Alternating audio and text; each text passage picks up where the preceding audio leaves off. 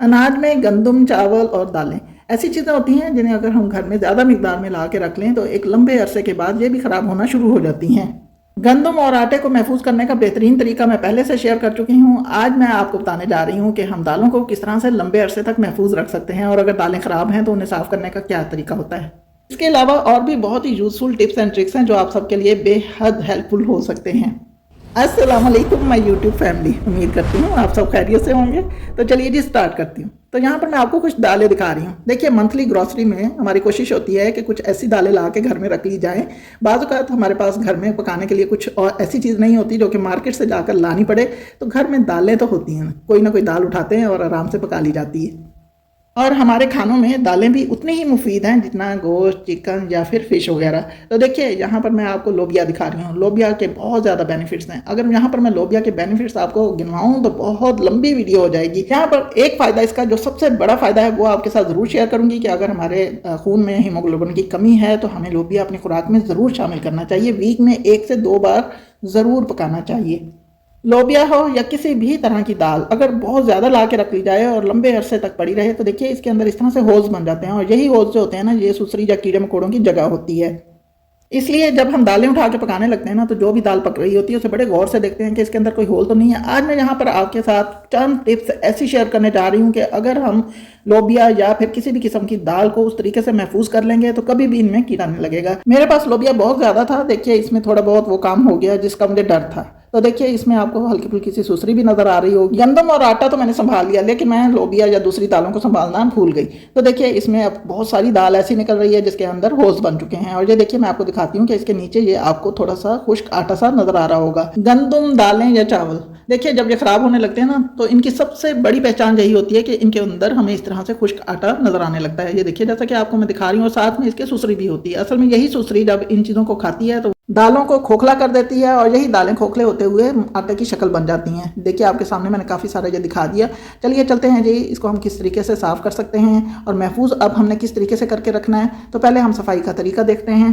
बहुत ही अच्छी टिप्स आपके साथ शेयर करने जा रही हूँ, इसलिए आपने मुकम्मल इस वीडियो को वॉच करना है। देखिए हम कोई छलनी, स्ट्रेनर वगैरह ले लेंगे और एक अलग से बर्तन ले लेंगे और जी हमने पहले इस दाल को छानना है। देखिए ये काम अगर हम बाहर जाके करते हैं ना, यानी अपने किचन से बाहर जाके ये काम करें तो ज़्यादा बेहतर है, क्योंकि किचन में और भी बहुत सारी चीज़ें पड़ी होती हैं और भी अनाज ऐसा पड़ा होता है जिसकी तरफ ये कीड़ा या सुसरी जो है ना, ये फ़ौरन उस तरफ भागेगा, क्योंकि इससे अनाज की खुशबू बहुत जल्द पहुँच जाती है। जैसे ही स्ट्रेनर में किसी भी दाल को डालकर हम स्ट्रेन करना शुरू करेंगे, उसमें मौजूद जितना भी आटा होगा जो कि कीड़ों मकोड़ों ने दाल को खाने के बाद बनाया है वो बाहर आ जाएगा। साथ में वो कीड़े मकोड़े जो कि इस दाल को खराब कर रहे थे वो भी बाहर आ जाएंगे। देखिए थोड़ी थोड़ी करके हम स्ट्रेनर में डालते चले जाएंगे और अच्छे तरीके से इसे साफ कर लेंगे। ये है जी वो आटा जो कि खुश्क है और इसमें सुसरी भी है। इसको आपने फौरन ड्रेनेज पाइप की तरफ ले जाना है और ऊपर से पानी चला देना है। हो सके तो गर्म पानी डाल दीजिए ताकि ये मर जाए। अगर आप इसे किचन में या कहीं भी पड़ा रहने देंगे तो ये अपना रास्ता खुद ब खुद बहुत जल्दी बना लेती है और उस चीज़ तक पहुंच जाती है जो कि इसकी बहुत ही पसंदीदा खुराक होती है, जिसमें गंदम, चावल या दालें होती हैं।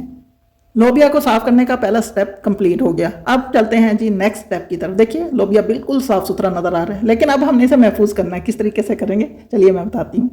देखिए लोबिया में इस वक्त ना तो कोई आटा है और ना ही सुसरी है, यानी कोई कीड़ा मकोड़ा नहीं है। तो इसे हम उठा के ले जाएंगे बाहर धूप में। अगर आपके घर में अच्छी खासी तेज़ धूप आती है तो जाकर इस बर्तन को जिसमें हमने इस दाल या लोबिया वगैरह को रखा हुआ है, इसे तपते हुए फर्श पर रख देना है। देखिए साथ में चारपाई भी पड़ी हुई है और मैंने चारपाई पर इस बर्तन को नहीं रखा। इसकी वजह यह है कि जब हम फर्श पर इस बर्तन को रखेंगे तो नीचे जो फर्श की तपिश है वो इस बर्तन को लगेगी और साथ में ऊपर से धूप। लोबिया या किसी भी तरह की दाल को जब दोनों तरफ से हीट मिलेगी तो इसके अंदर अगर कोई भी सुसरी वगैरह मौजूद है ना, तो वो इसके अंदर से निकल के बाहर की तरफ भागेगी और या फिर मर ही जाएगी और उसे हम दोबारा से छान के निकाल सकते हैं। देखिए ये बहुत ही आसान सा तरीका है। अगर आपके घर में धूप नहीं आती तो इसका और भी एक बहुत ही अच्छा सा हल है, तो वो भी मैं आपको बताती हूँ।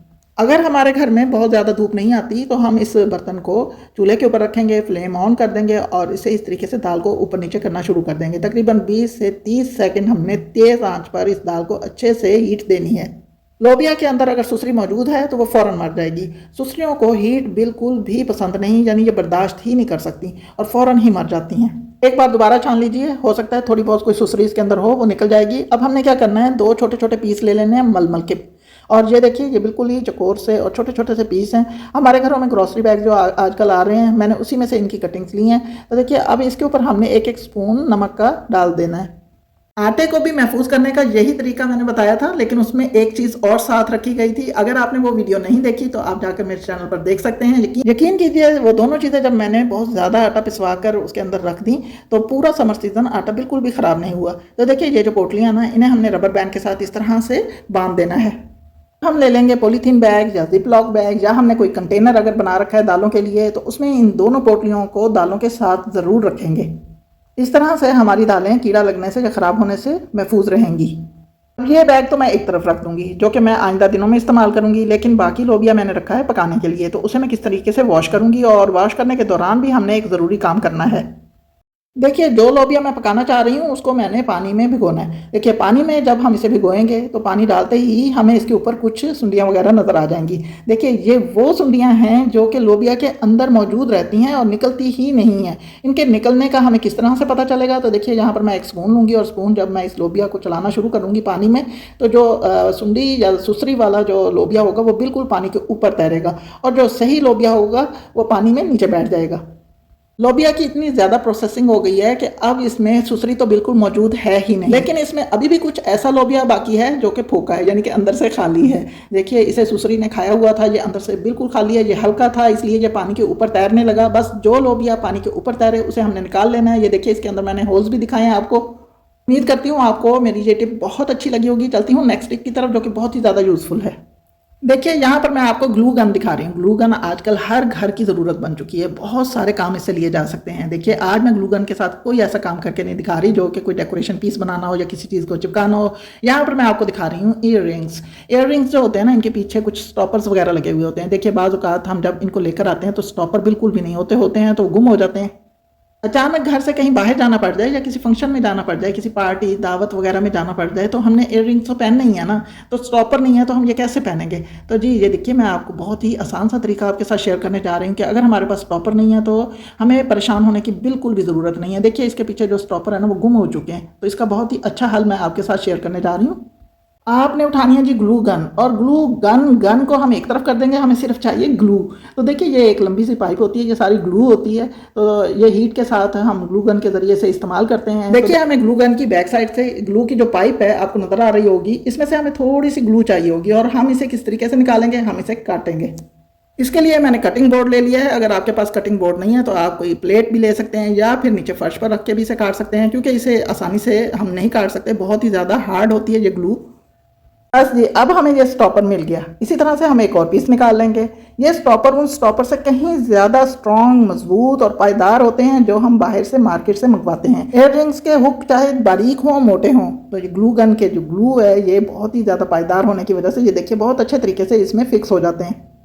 आप चाहे जितने मर्जी भारी भरकम जेवरात पहन लीजिए, झुमके पहन लीजिए, ग्लू गन से बने हुए स्टॉपर जो हैं वो बिल्कुल भी नहीं गिरेंगे। देखिए, आज के बाद आप अपने पैसे बिल्कुल भी ज़ाया नहीं करेंगे और अपनी ग्लू गन में से ही बहुत ही मजबूत से स्टॉपर बना लेंगे। उम्मीद करती हूँ आपको मेरी ये टिप बहुत अच्छी लगी होगी। चलती हूँ नेक्स्ट टिप की तरफ। देखिए, यहाँ मेरे पास एक शैम्पू की बॉटल है।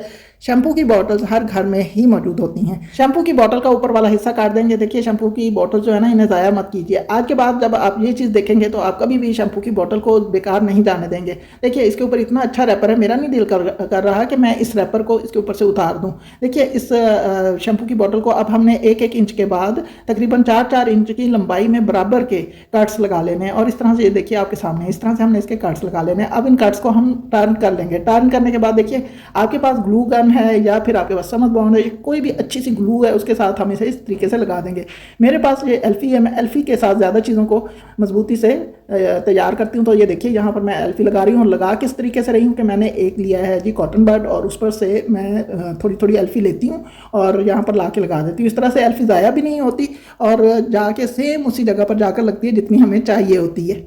हमारा एक नन्ना मुन्ना सा बहुत ही प्यारा खूबसूरत सा प्लांटर बनने जा रहा है। आप इसे गुलदान बना लें, प्लांटर बना लें। इसमें अपने किचन की कई किस्म की छोटी छोटी चीज़ें होती हैं वो रख सकते हैं, लेकिन मैं तो इसके अंदर फ्लावर्स लगाऊंगी। देखिए कितने प्यारे लग रहे हैं। अब मैं इसे जाकर अपनी ड्रेसिंग टेबल पर डेकोरेट करूंगी। उम्मीद करती हूँ आज की वीडियो आपको बहुत अच्छी लगी होगी। अगर आपको मेरी ये वीडियो अच्छी लगी है तो प्लीज़ मेरे चैनल को सब्सक्राइब कीजिए, लाइक्स दीजिए, कमेंट्स कीजिए, शेयर ज़रूर कीजिए। दुआ में याद रखिएगा।